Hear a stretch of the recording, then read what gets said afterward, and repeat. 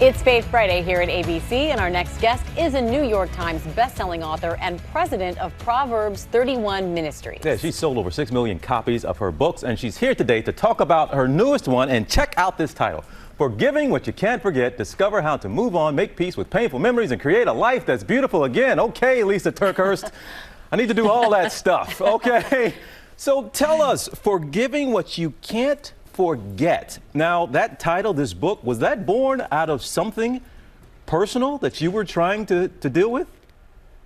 Absolutely. I would love to tell you that I write from my point of strength, but I don't. I usually write from my point of weakness and struggle, and that's certainly where I wrote this book from. I was struggling with a lot of resistance to forgive, and I needed to really press in and learn to forgive. So that's where the book came from.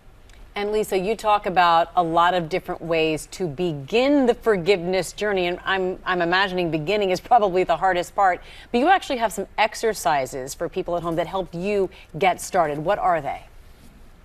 That's right. Well, one of the most practical things that I decided to do, because forgiveness is one of those things that we can think we've kind of done it, but until we have that practical marked moment, we wonder, have we forgiven or not? So I went to my counselor and did an exercise that I recommend anybody do. And you don't have to do it with a counselor, but I do recommend having a person there. It doesn't have to be the person that hurt you. It can be a trusted friend. But with my situation, I was struggling to forgive my husband for infidelity. It was a heart-wrenching situation. At that point, we weren't even talking. And so I really struggled to wonder if forgiveness was even possible. But my counselor handed me these 3x5 cards, and I wrote down on each card one thing, one fact of how I'd been hurt.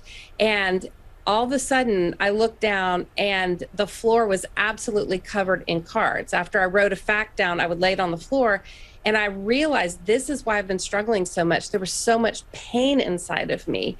And the beautiful thing about having another person there is that my counselor looked at me and said, "Lysa, I believe you, and what happened to you was wrong. It's no wonder that you're hurting so much." And when one person dares to bear witness to another person's pain, it can really make a huge difference. And so I really decided in that moment it was time for me to stop suffering because of what another person had done. And Lysa, we're talking about forgiving here, but you say we need to understand what forgiving is and what it isn't. Do we get this mixed up oftentimes? I think so. For me, I really felt like for a long time, forgiveness was an unfair gift I had to give to the person who hurt me. And when we think about it that way, we can start to wonder, if we forgive, does that just give the other person permission to keep hurting us? Does that say that what happened doesn't matter? Because it very much does matter. Is that giving that person permission to keep hurting us? And the answer to that is no. It's not giving that other person permission. I always say forgiveness has to hold hands with boundaries, especially if you're going to continue the relationship. But what we have to understand what forgiveness is forgiveness is forgiving that person for the fact of what happened and for the impact.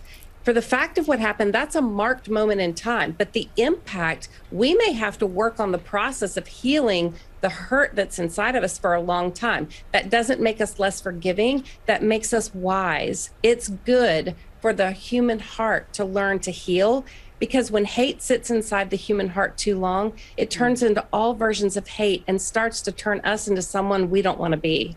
Lysa, the book is Forgiving What You Can't Forget. It's available everywhere. But Lysa TerKeurst, not just thanking you for being here, but thanking you for being so open and honest about your own experience, and certainly something I certainly hope our viewers would appreciate. So we'll see you again, hopefully, all right? That sounds great. Thank you so much. Well, hey there, GMA fans. Robin Roberts here. Thanks for checking out our YouTube channel. Lots of great stuff here. So go on, click the subscribe button right over here to get more of awesome videos and content from GMA every day, anytime. We thank you for watching, and we'll see you in the morning on GMA.